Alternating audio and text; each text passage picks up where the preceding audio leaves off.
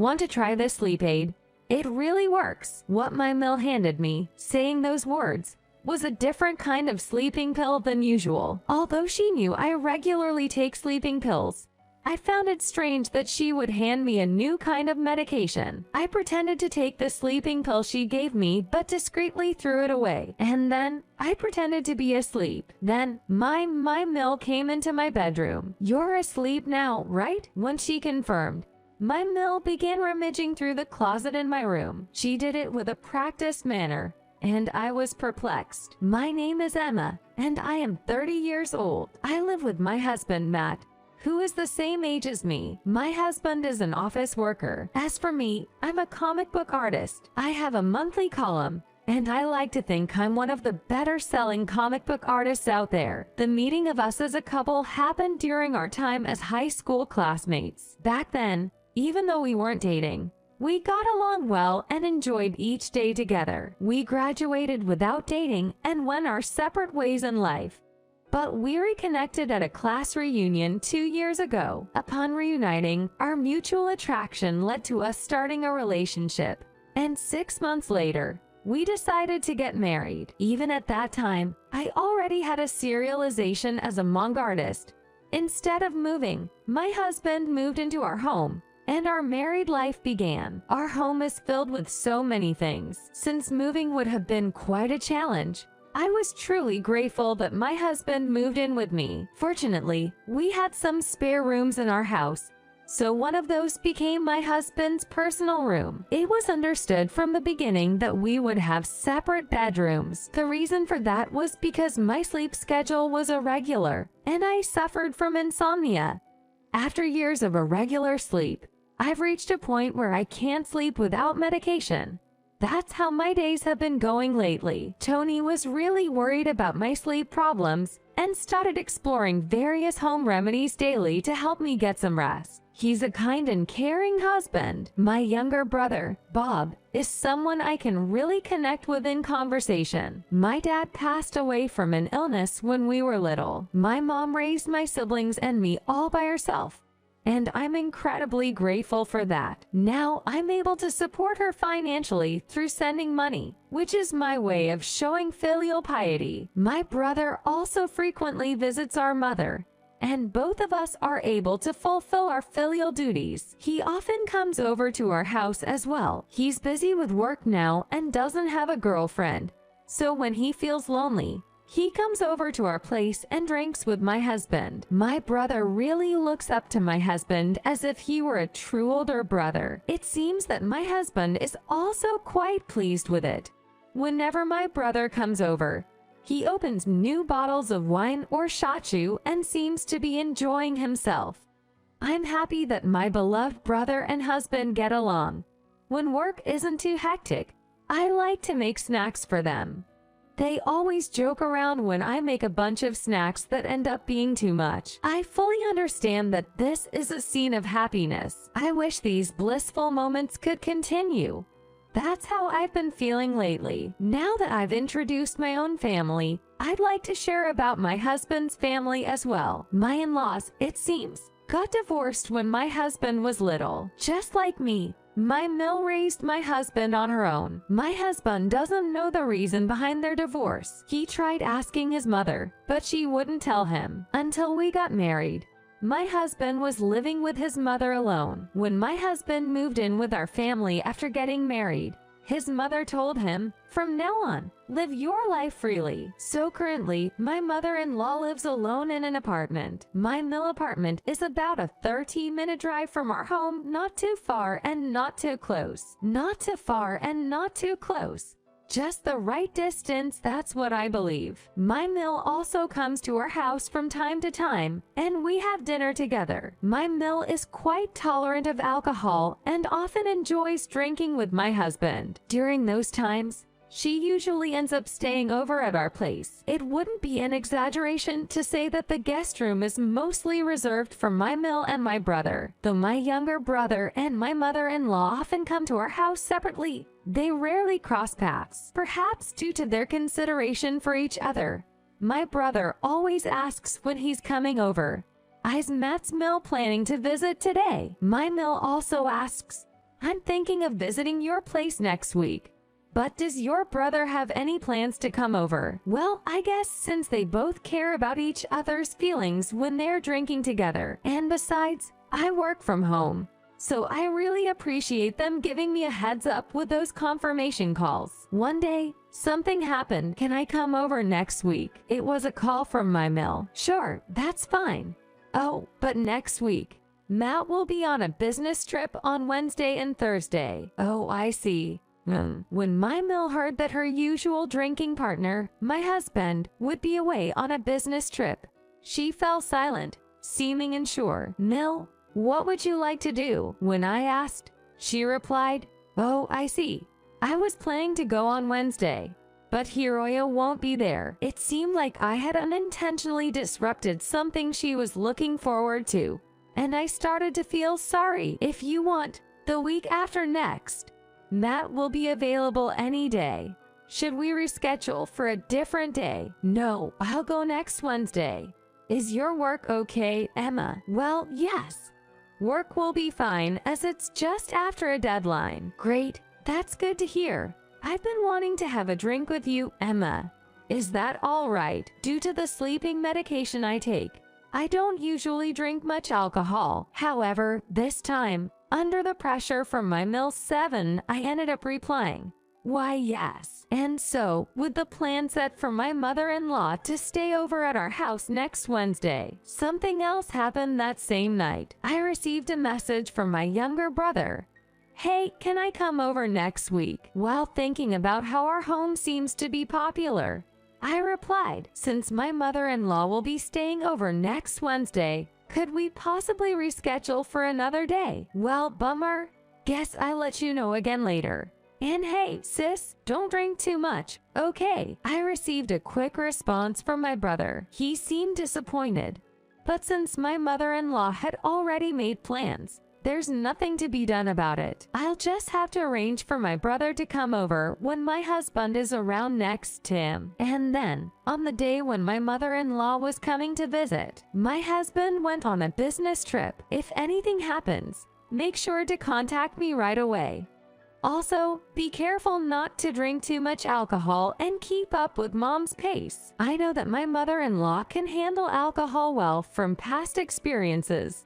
So I assuredly told him, all right, I'll head out then. My husband said as he left, with an unusually worried expression. I couldn't help but wonder if he was so worried about the two of us spending time together. During my free time after meeting the deadline, I was cleaning. Before the deadline, household chores tend to get neglected, so there were areas that hadn't been properly cleaned. With my mill coming over, I made sure to thoroughly clean even those neglected areas. After that, I went shopping for ingredients for snacks and alcohol. I figured my mill might bring a few bottles of wine, so I bought some mild canned Chuhai for myself. There's no way I could keep up with drinking wine along with my mill, so I chose to have a lighter canned Chuhai for myself. I also choose snacks that I think would pair well with wine, and thus, the preparations for the two-person drinking gathering with my mill were coming together. In the evening, my mill arrived. As expected, my mother-in-law came holding about 3 full bottles of wine. I couldn't help but feel a bit concerned,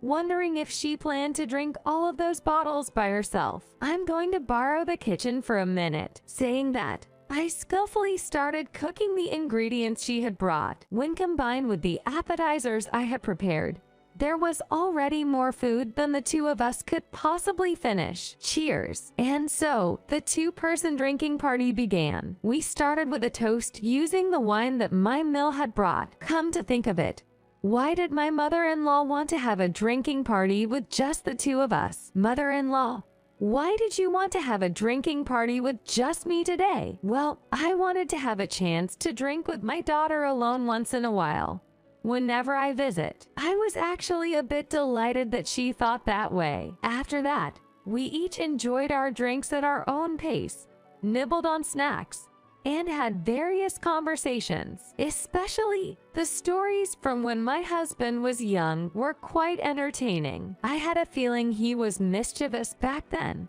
and it turned out to be just as I expected. I even got to see some of his cherished childhood photos. She had brought a few of them for today. They were a perfect blend of cuteness and humor, and the two of us ended up laughing heartily together. And that's how it went. And before we knew it, it was past 11 p.m. in the evening. Even though we were drinking at our own pace, we ended up having a bit too much to drink. It was about time to wrap things up. My Mill pulls something out. Emma, have you gotten over your insomnia yet? Well, it's kind of become a habit now. LOL. In that case, try this. It's a good sleep aid. Wanna give it a go? With that, she handed me a single sleeping pill. Thank you. I thanked her, but I wasn't really keen on taking it. I wasn't comfortable taking a different sleep aid than the one I usually use. Plus, I had been drinking, so I wasn't planning on taking any sleeping pills that night anyway. However, my Mill looked at me with hopeful eyes, wanting me to take it. So I said I'd take it later and headed to the bedroom with the sleeping pill and a glass of water in hand. I discreetly wrapped the sleeping pill my Mill gave me in a tissue and pretended to take it, then threw it away. Then I pretended to fall asleep as is. Even with the help of alcohol, I couldn't fall asleep right away. As I was tossing and turning in bed, I heard the bedroom door quietly open. Emma, you're asleep, right? It sounded like she was confirming, assuming that I was already asleep. So I didn't answer and just let the moment pass. Then my Mill moved toward the closet at the foot of my bed. Then she opened the closet and started rummaging through it. Huh? What is she doing? I watched through half-open eyes. She had a mini flashlight in her mouth while she searched, and she seemed very adept at it. After a while, she took my wallet out of my bag and started taking out the cash inside. What? Isn't this theft? I almost blurted out something but held back, biting my tongue. After making sure my Mill had left the room, I checked my bag again. Used as I thought, the money was gone. I considered secretly following her, but instead, I decided to call someone. 20 minutes later, my younger brother Bob arrived, dressed in his police uniform. Sis, that's right. My brother is a police officer on duty at a local precinct. I knew he was working the night shift today, so he was able to come right away. My Mill was apparently still rummaging around the house. She was apprehended by a fellow police officer who came with my brother, and she was arrested on the spot for theft. My Mill was shocked and asked, Emma, you were awake? Afterwards, as she was being led away, she yelled at me, so you were pretending to be asleep the whole time? You didn't take the sleeping pill I gave you? It should have worked really well. It was 2 in the morning. I thought about calling my husband, but I knew he'd be exhausted from work. However, my brother, who was still there with me, calmly suggested, I think you should call your husband. After all, it's his own mother who's done this. So I decided to make the call. Hello, sorry for calling so late. Your mom was caught stealing money from our home and got arrested. I thought you should know. My husband on the other end shouted, What? Mom stole? Are you serious? Yes, I'm serious. If you don't believe me, would you like to speak to Bob? Then handed the phone over to my brother. The person there was not my usually cheerful brother, but a stern-faced police officer. After finally understanding the situation, my brother passed the phone back to me. If Bob says it, then it must be true. Understood. I'll come home first thing tomorrow morning. And so it was decided that my husband would come home the next morning. By midday the following day, he had returned from his business trip, so we both headed to the police station. My brother, now in plain clothes, greeted us when we arrived. It seemed his shift was already over, but he had waited for us. Then we came to hear the unbelievable truth about my Mill. Turns out, your Mill is a habitual shoplifter. She insisted that she had no family, so it seems no one ever contacted your husband about it. We were shocked to hear this revelation, and it turns out there was one person who knew about this all along. Her ex-husband, my former Phil. My former Phil had divorced her precisely because he knew about her kleptomania. And yet, when they split, She promised to never steal again and took custody of my husband. What a betrayal at that time, even though she had promised not to steal or shoplift again, and took custody of my husband. According to my mill, she said, I couldn't live with Matt anymore, felt lonely, so I ended up shoplifting. Even the thought of stealing came from that loneliness. We're family, so I never thought the police would be called. If I had known this would happen, I wouldn't have resorted to stealing. While she claimed to regret her actions to some extent, when asked if she truly felt remorse, the police officer said it didn't sound like she was genuinely remorseful. Upon hearing that story, my husband was furious. He even went so far as to say, was I raised by a criminal? I too was at a loss about what to say to comfort my brother and how to handle the situation. It was my brother and I who revealed my mother-in-law's true nature. Silence hung in the air for a while. All we could do was wait, our eyes fixed on my husband, hoping he would say something. I'm not sure how much time had passed since then. It could have been an hour or maybe just 10 minutes. As we waited, my husband suddenly said, "Let's go." Huh? You mean we don't have to take care of your mother? I asked that, but my husband responded, Mom went as far as giving medicine to Emma and trying to steal money from our house. This is beyond just petty theft, right? Maybe it might sound better if we call it shoplifting, but essentially, she's become a habitual thief. It's time for her to face the consequences. I believe she needs to fully acknowledge her wrongdoing. With that, he started walking. It seems that he has no genuine intention of taking care of my mill. If my husband decides to do that, my brother and I have no intention of interfering.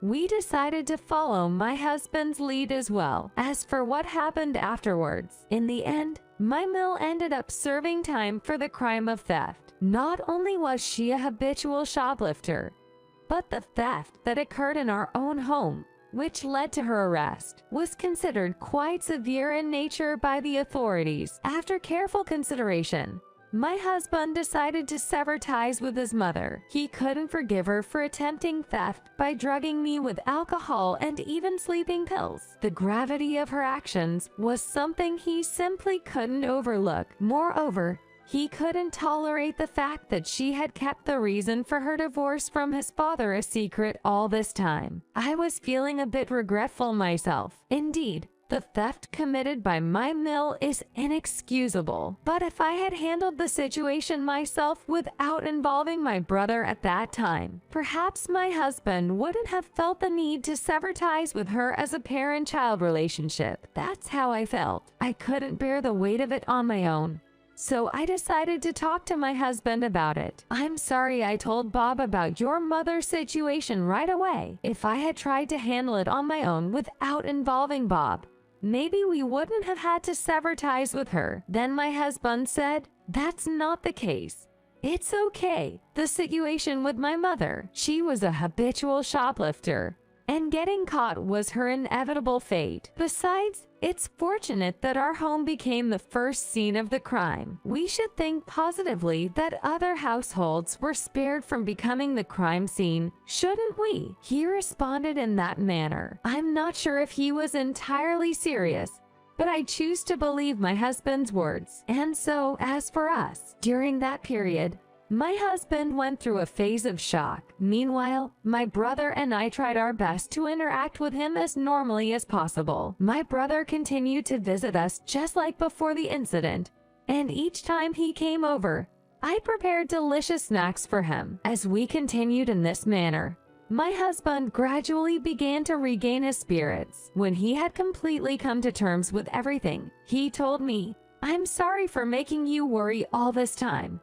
I'm okay now. And at that moment, there was something joyful. I found out that I was pregnant. The pregnancy became a turning point, and I decided to stop taking sleeping pills. Surprisingly, even without them, I found that I could sleep well. I'm glad to hear about the positive change. With the joy of a new family member on the way, I hope to work together with my husband to create a happy family and make efforts in that direction.